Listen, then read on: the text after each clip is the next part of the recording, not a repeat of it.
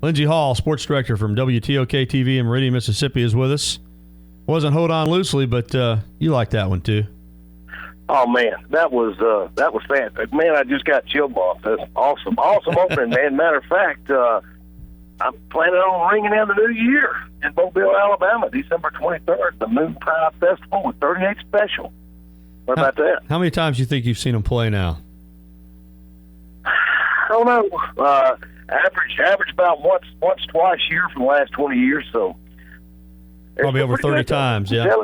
Yeah. Oh, they still put on a great show. They do. So still rocking. Anyway, Lindsey, long time. I appreciate it, man. Yeah, over 30 years, sports director WTOK-TV in Meridian, Mississippi, where he covers several different teams: Ole Miss, Mississippi State, Southern Miss, Alabama, all in the mix there. And that's where we're going to start with Alabama and Mississippi State. The Bulldogs have not had the kind of season they had hoped for, but boy, on Saturday they were really good and took care of A&M. So I know they got a little surge of momentum now, and you know, a lot of people are going to look at this game and say, well, similar to 1980, although I think that Mississippi State team was a lot better than this one, but still, Alabama had a 28-game win streak, was number one in Jackson. Bulldogs knocked them off 6-3. This team, number one, defending national champions, 21-game winning streak. You see any scenario where Mississippi State could come in here and be in this game in the fourth quarter? I don't think so. Although, except as you mentioned, if they play like they did last week, that was just out of the blue, Gary. I mean, that state has been a pretty bad football team. Losing to South Alabama and giving up 41 to Stanford. They've been pretty bad. Yeah. Yeah. I mean, just but maybe this is of course now Auburn a no-show and just looked like they were ready to mail it in and. I just think they just happened to hit that game last week. And even bad teams, you're gonna bring your A game a couple of times a year, and then they did Saturday. I think they were fortunate to get an A&M team that just was sleepwalking. I mean, I don't know if you saw the game. I watched every snap, but State dominated. Normally if you get an upset like this one, it's gonna be some fluke plays here and there. But State absolutely dominated this ball game with Texas A&M. So at least, if anything, that gets Alabama's attention. It does, no doubt about it. And it might be a good thing for Alabama because of how well State played. And the quarterback, Nick Fitzgerald, of course, we know how great Dak was, and we've seen it in the NFL too, a phenomenal player. But this Nick Fitzgerald, you look at him, 6'5", 235 pounds, big strapping kid, has the physical tools. And Saturday he put it all together. As you said, they dominated A&M, and he was a big part of that, running the ball, throwing the ball, put up some impressive numbers. And I don't want to say the light went off for him, but boy, he was really, really good against the Aggies. Yeah, mostly running the ball, which I think plays in Alabama's hands. But yeah, look, this stat you probably saw it, SEC Offensive Player of the Week, but it kind of jumps out. First, only the third quarterback in SEC history or the last 20 years to rush for over 175 yards and pass for over 200 in a single game. Only guys that have done that in the last 20 years before Nick Fitzgerald did it Saturday was Cam Newton and Johnny Manziel. Yeah, that's elite company, to say the least. And he did it. And he looked really, really good at doing it. Alabama, meanwhile, got through Baton Rouge in an incredibly hostile atmosphere, shut out the Bayou Bengals 10-0. And you look at this game, it's an 11 o'clock game against Mississippi State early. Fans, we know, are always a little bit sluggish getting there in the mornings. And so time-wise, it's pretty good for Mississippi State. What do you think about Alabama? Do you think they'll be ready to play in this one, or do you think there's a potential there for a letdown? It seems like every year after the LSU game, and it's for both teams. But I think, naturally, I think there may be a little bit of a letdown. But the fact that State looked so good and so dominant, and, I wouldn't be shocked at all to see State come out and score early, something like that. Maybe, even into halftime or midway through the third. But, as good as State looked last week, this is still the same team that got beat by South Alabama, that Auburn ran out of the stadium, that's given up a ton of yards and points. So I just, maybe close for a half, but I don't see it. North. In Oxford, Ole Miss, the season has gone south for them. They did manage to beat Georgia Southern this past weekend, but in the process lost their outstanding quarterback. Chad Kelly for the season. Do they turn to the freshman Shea Patterson? Now they go to A&M, which we know the Aggies aren't going to be in a good mood. Man, what a tough year it's been for the Rebels. Yeah, it's hard to find an Ole Miss fan over here. This is 2 years ago this week, Gary. Mississippi State is number 1 and Ole Miss is number 4 in the country. 2 weeks ago, 2 years ago, right now. Cover Sports Illustrated, the whole deal. So my times have changed. But the general feeling over here is Shea Patterson. And if people don't know his name, they're gonna know about this kid. He may be better than any Ole Miss quarterback not named Archie Manning. I mean, this guy is going to be the real deal. Just can't see him taking a red shirt off with only 3 games. Now, if Ole Miss was 8-1 and still playing for something, maybe. But the general consensus here is that he will not pull off the red shirt. Jason Pellerin, who is a big freshman, he came in last week. He's about 6'3", 230. He's got some tools.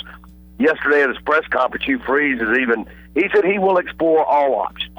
Jason Pellerin is going to get the start. He did say he would explore Shea Patterson removing the red shirt, but I would be shocked if that happens. He's even talking about Markel Pack, who is a receiver, former quarterback in high school, Evan Ingram, tight end, former high school quarterback, about these guys getting reps. So, Ole Miss is playing out the string, and I just wouldn't be surprised to see them just be completely blown out of College Station Saturday. You said you're having trouble finding an Ole Miss fan right now. What is the vibe in regards to the season started with such high expectations? Last year they had an incredible football team. Now they're 4-5, 1-4 in the league. Any people getting restless with Hugh Freeze there? What are you hearing? No, I don't think so. Because he's still done a great job.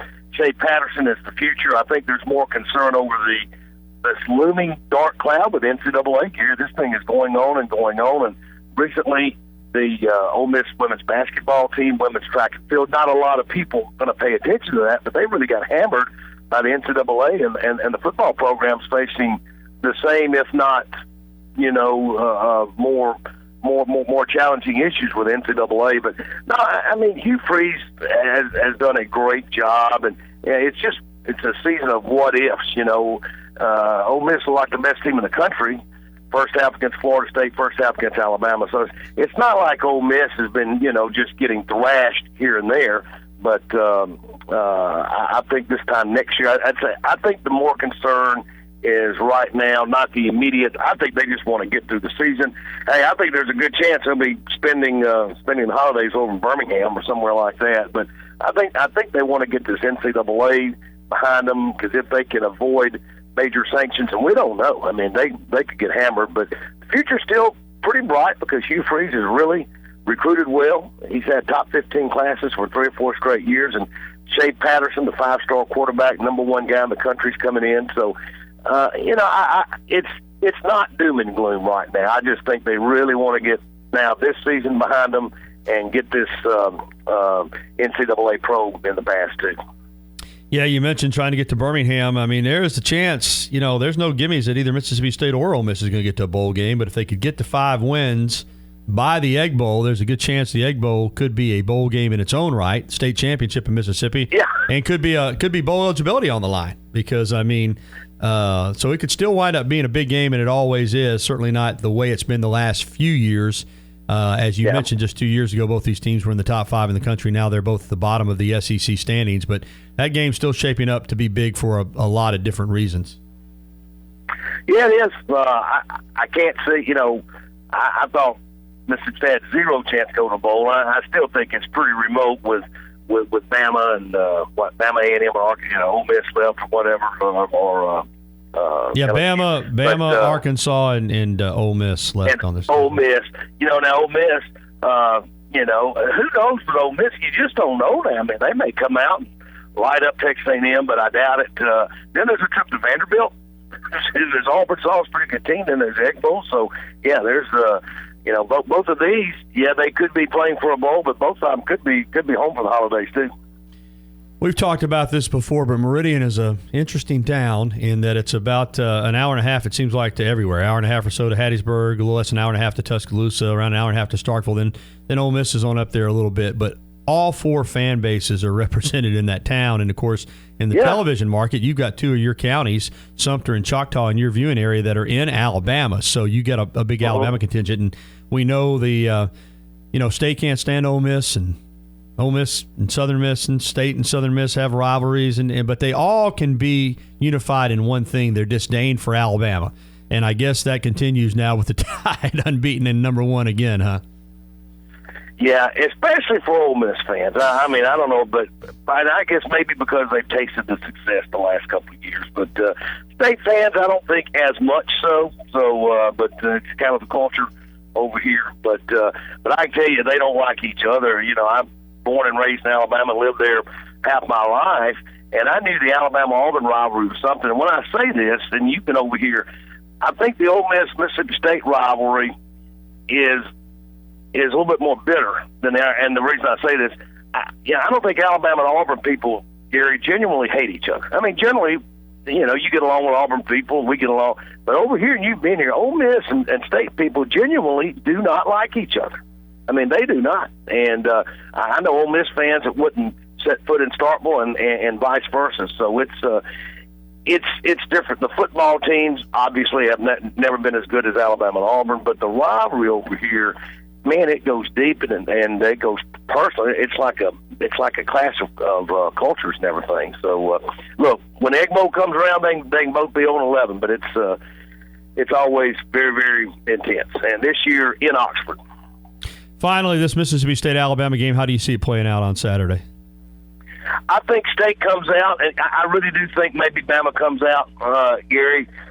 I don't know if hungover is a word, but, that typical, as you said, 11 o'clock game, State feeling good about themselves. Wouldn't be surprised to see State bust one or two early, but then reality sets in. What is it? I don't know. Is Bama favored by 4 touchdowns, something like that? They're probably right on it. I think I'm going to say 35-10, Bama.